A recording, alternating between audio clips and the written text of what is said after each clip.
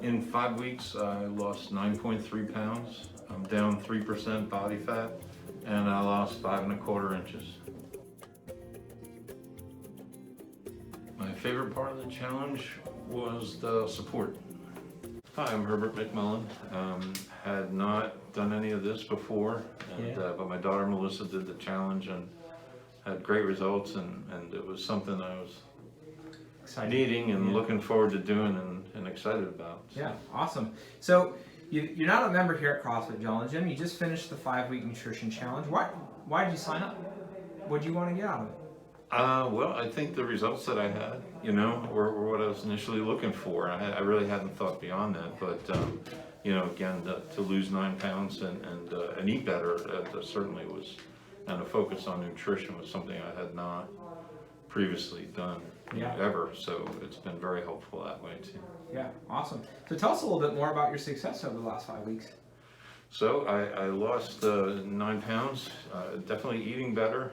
Part of the support that I liked was seeing what everyone else is doing too. We had the Facebook group, and that you could hear everyone's comments, what they're challenged with as well. A lot of it similar, of course, across the board, but also get ideas for meals and Tommy and Vanessa, of course, giving us a lot of feedback and what works or other things to keep in mind, besides just the weight loss, and don't just focus on, I feel bad if I have something, that's not the way you're supposed to feel. You just be mindful of, that's one thing I took from it, was to just be more mindful that it's on your mind because you're making the right choices now, so as opposed to, being hard on yourself, I guess. Yeah, for sure. Yeah. What was your first sign that you're making progress? It just felt like I was losing weight right away. The first half, especially, drinking the water had an immediate impact. I could feel it right away that, and forcing myself to move too. It's not just this. You find that at least I've found it's not just about the food and the nutrition, but getting more active in my case. Because I'm not at the gym, so that's been helpful too. Forcing myself to move it. Yeah, awesome. Yeah. So obviously you had great results, with the measurements, you're feeling great. What were there any other results that, maybe as your coaches we didn't get to see or didn't hear about, like something that maybe happened, like you're sleeping better, or I don't know.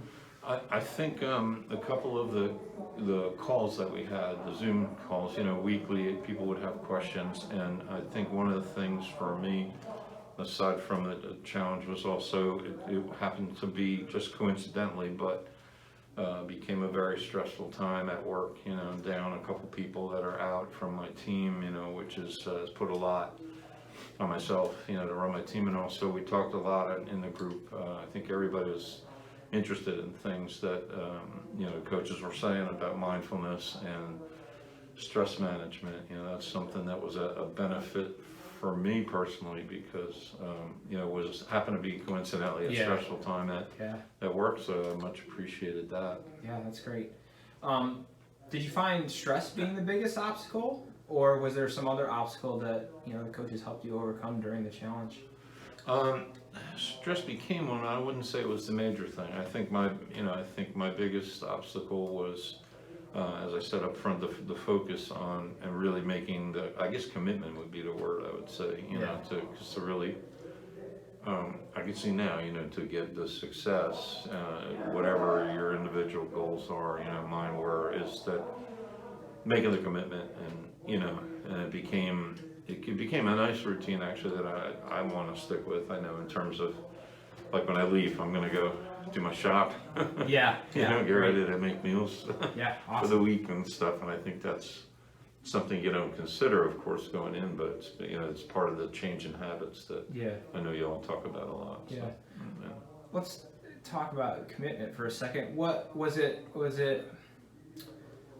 Was your process to get to a committed state something that you went through on your own, or was it part of the challenge, or was it a combination of both? I would say a combination of both. Initially myself, because I just knew I had to do something. I think people probably say that to you a lot, that I just needed to get active. I needed to eat better, and really never focused, like I said, on food or the thought process behind it. But I think the kind of intuitive accountability factor of being in the group and having the support of everybody, and like some, probably I was a little tentative at first, in the calls, but as you listen to everybody, you realize, everyone opens up, and just was very, very clear. It was just something, knowing that others are going through the same thing and doing it, generally speaking, for the same reason, so that, I'd say both, the commitment and the accountability part was great. Awesome. Whether it was part of the challenge or something you did on your own, or environment, what were the factors that helped you be successful through the challenge? Thinking about it every morning when you wake up, the routine was and that's what I needed, coming in, was to know, to actually have a plan, and say, all right, I'm up. I'm ready to start the day, hit the button on the coffee maker, but I'm going to drink the water, have the fish oil, right, check. Yeah, And awesome. keep going, so. Awesome, cool. So, if there was somebody at home in the shoes that you were in before you did the challenge, right? Maybe not committed to an exercise or nutrition program, but feeling like they need to make a change, what would you tell them about the nutrition challenge? Do it. Sign up, and you would be, it would be good for you to know what it does for you, if you commit to the challenge. Yeah, awesome. If you think about like the trajectory of, your health and fitness before the challenge, and you imagine 10 years from now what it would have looked like, and describe what you feel like the difference is going to be from having gone through the challenge, between not having made the commitment to do the challenge versus having done it and had good success with it. That's a really good question.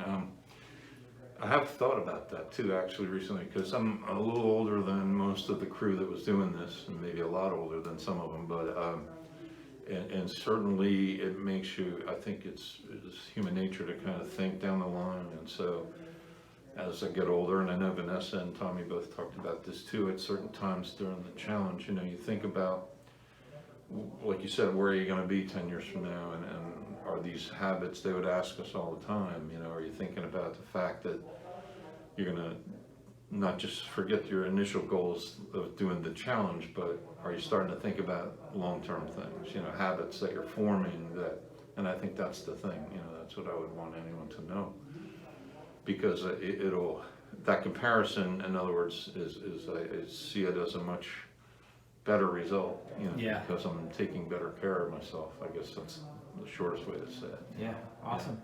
What's next for you?